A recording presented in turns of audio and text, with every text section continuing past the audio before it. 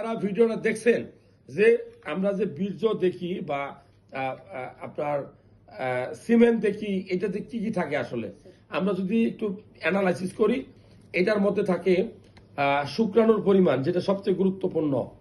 শুক্রাণু যদি কমে যায় আপনার বীর্য পাতলা হয়।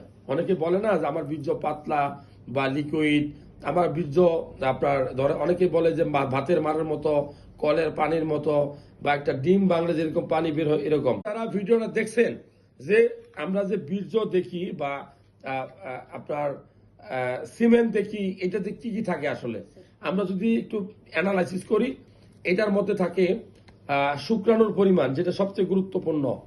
শুক্রাণু যদি কমে যায় আপনার বীর্য পাতলা হয়। অনেকে বলে না যে আমার বীর্য পাতলা বা লিকুইড, আমার বীর্য আপনার ধরে অনেকে বলে যে ভাতের মারের মতো, কলের পানির মতো, বা একটা ডিম বাংলা যেরকম পানি বের হয় এরকম।